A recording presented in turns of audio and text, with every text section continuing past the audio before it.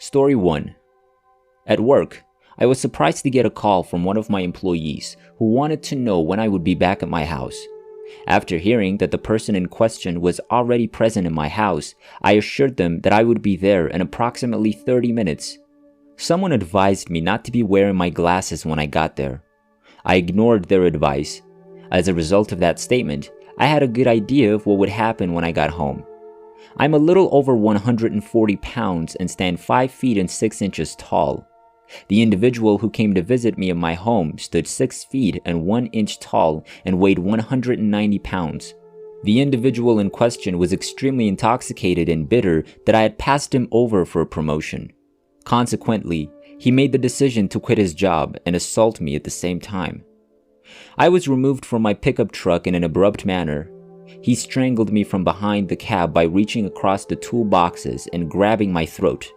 I was able to pry his hands off my neck and shove him away, but then he ran towards me and punched me in the face as he approached. I grabbed him around the torso, pinning his arms to his sides, and considered bringing him to the ground as I held him there.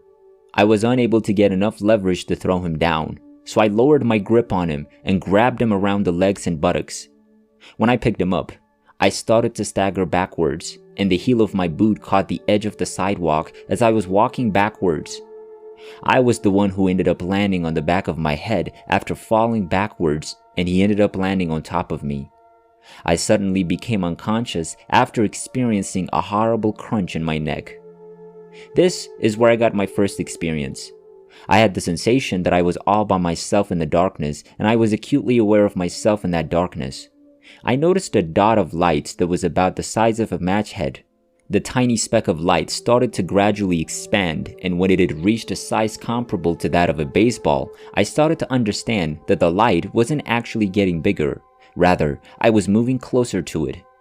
I noticed that the closer I got to my destination, the quicker time seemed to pass.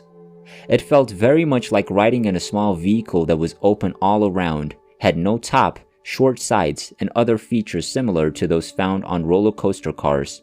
I have to admit that I was terrified by what was going on, but at the time, I did not make the connection between my fears and the prospect of passing away and going to heaven. It appeared as though everything was taking place at once, or that time had stopped, or that it had lost all meaning.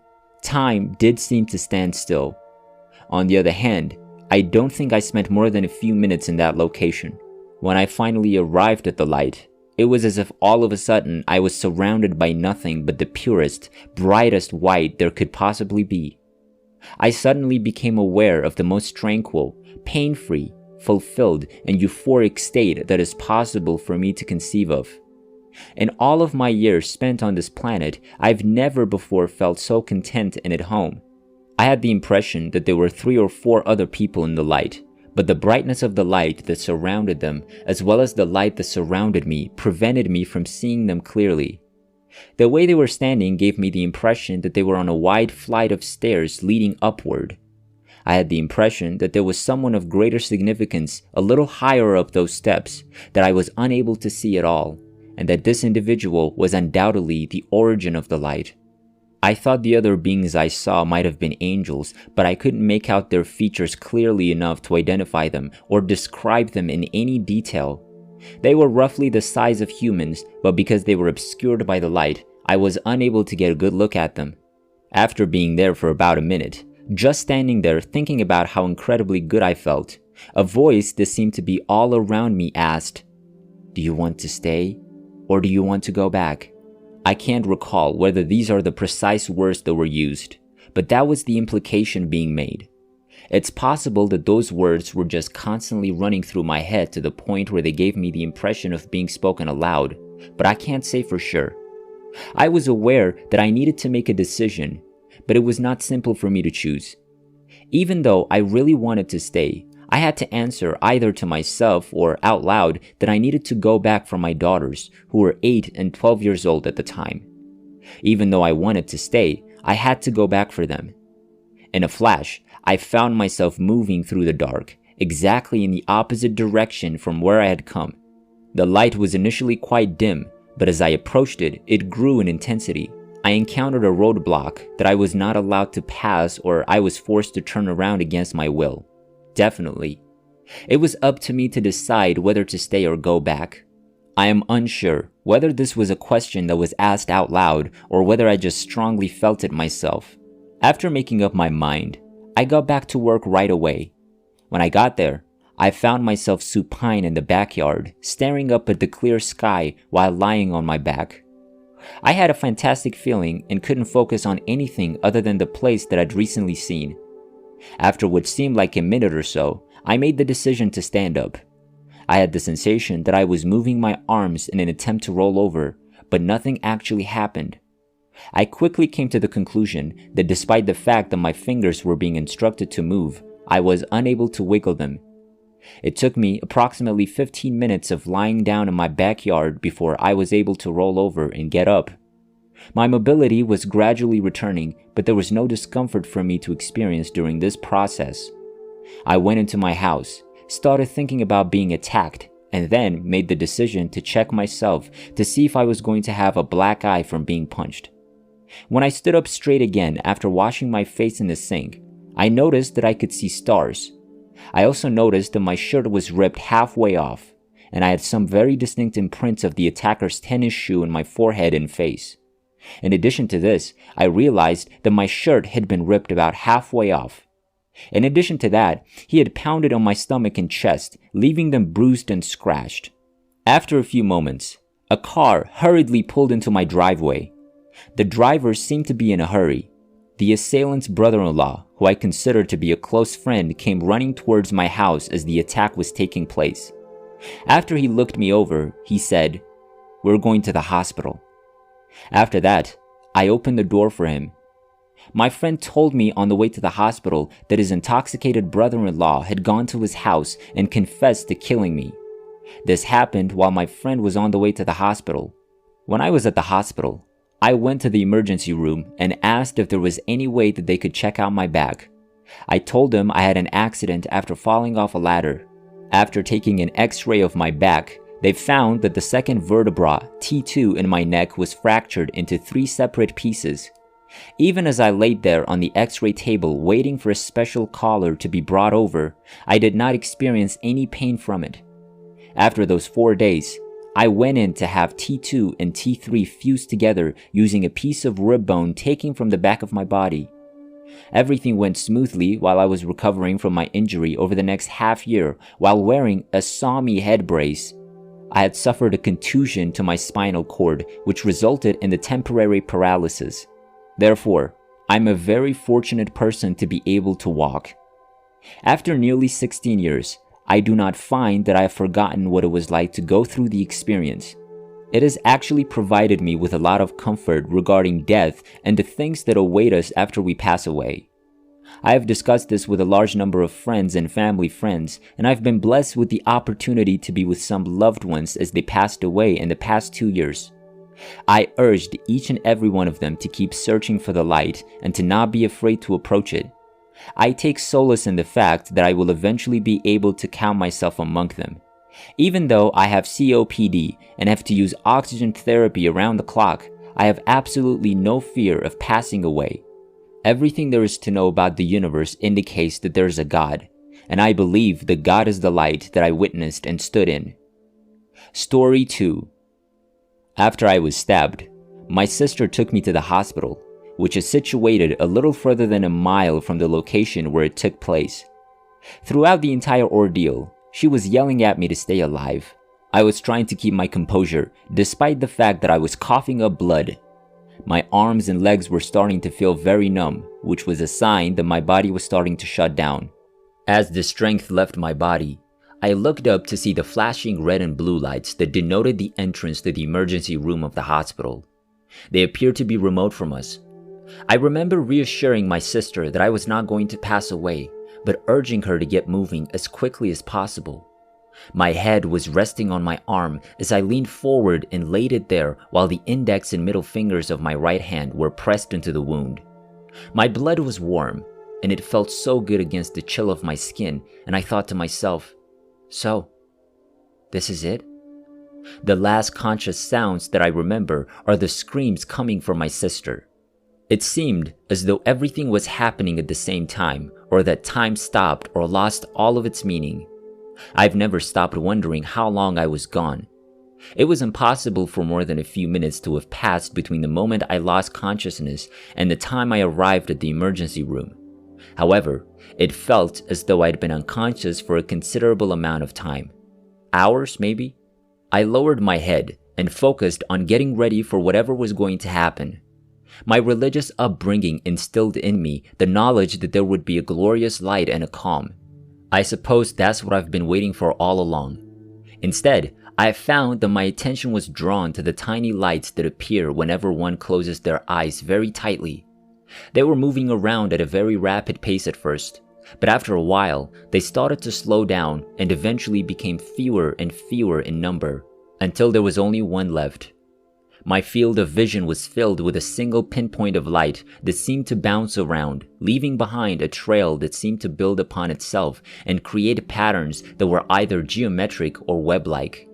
These forms appeared to be two-dimensional to me at first, but as I thought about them more, I realized that they were actually growing in size and intensity until they were three-dimensional. I extended my hand in an attempt to come into contact with these forms. A light that was yellowish-brown in color and had a feeling on its own grew in the shadows behind what I saw. It was very calming to look at and gave off an inviting vibe.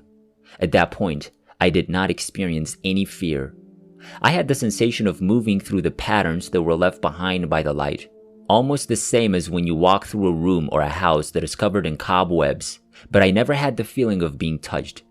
The sensations of movement intensified, and before I knew it, I was moving at breakneck velocities. When I think of this, images of astronauts undergoing training while inside of a large centrifuge come to mind. On the other hand, I was progressing through something. I'm not sure if I was in a tunnel, a tube, or a large open space, but all I remember is that I was moving.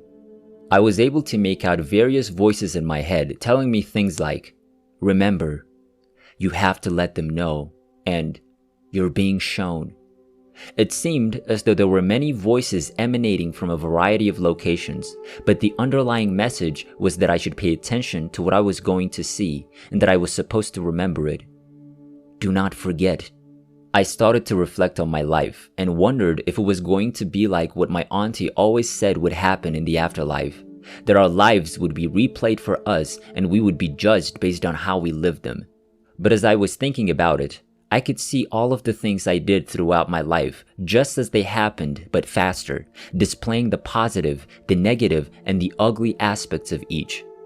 I kept everyone in the dark about everything I was proud of, as well as every embarrassing little secret I had. But there it was, and this time, instead of feeling fear and shame for any transgressions, I felt remorse and shame. I was able to see very clearly that we all have things that aren't great in our histories, but I also realized that we have to take responsibility for everything that we do. I was able to see other people at what appeared to be a lower level than me. I didn't have the sensation that I was floating above them. Rather, I had the sensation that I was observing them from a higher vantage point, but that my feet were resting on air. I could make out hundreds of thousands, if not millions of people wandering around without a clear destination. Every single person gave off potent vibes of dread, agony, and anxiety. I heard a voice say, "These are the lost." And I looked around. After that, as if it had been reading my mind, it said, "This is real." I began to feel afraid, but even my anxiety was nothing compared to the fear that I got from the people around me. I couldn't help but wonder, what is in store for me? I could feel my level of intoxication rising as time went on, far more drunk than you could possibly imagine. I had no control over the situation. I yearned for something or someone that I could cling to. I could hear laughing and giggling that had a childlike quality to it, but it also had an air of seduction to it, as if it wanted me to believe that it was something other than what it actually was. But my inhibitions were controlled by the alcohol. I could feel a form approaching me that was neither male nor female, neither young nor old, and neither alive nor dead. Every time it laughed, I had the impression that it was making fun of me. It was beginning to transform into a woman as it lay down and spread its legs out, a key step in the process, like none I'd ever seen, very alluring and attractive in appearance. She used all of her considerable strength to drag me down. Again, she let out a chuckle. This time, it was done with a very deliberate intent. I was aware that the pain in my chest was starting to come back. I cast my eyes downward. It was covered in blood in every single spot. The being started soaking in it like a fish. I felt something grab me. "Get out of here," and "What are you doing here?" are two common commands. I was surrounded by people who were pulling and tugging on me. The question, "Why are you here?" When I looked down, the woman was no longer there. A young girl appeared in her place. She sat up and grinned at me as she did so. I had the impression that I was in a lot of trouble and that I had done something inappropriate. Was I a bad person? The flow of blood continued unabated. I began searching the area desperately for assistance. There were none of them. People started shoving me away and shouting at me. "Remember to tell them," as they tried to get me to move away from the crowd. The following thing I picked up was someone exclaiming, "He's conscious." "What's your name?" And "What's your social security number? How did you get stabbed?" And "Do you know the person who stabbed you?" were the questions that were asked.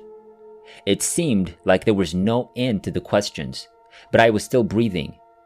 This is how the beginning of my new life looked like. Everything there is to know about the cosmos. The only form of consciousness does not come from biological life. There is another perspective, and we will be held responsible for everything that we do while we are in this location. Heaven, or whatever you think of when you think of it, is a real place that does exist. Hell as well, or whatever you choose to call it.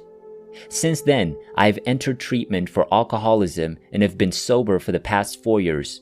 In addition, I've finished all of the coursework required to earn my Master of Arts in Teaching degree, overcoming my addiction so that I can be a better husband and father to my family. The worst of it is all of the negative effects on your body, such as reduced lung capacity and weight gain. I've developed a heightened sensitivity to the plight of those who describe themselves as lost. I'm frequently asked to talk to young people about the choices they'll make in this life and how those choices will affect them in the afterlife. Many people have informed me that I've made statements about them that I could not possibly have known about. This is something I've never done before.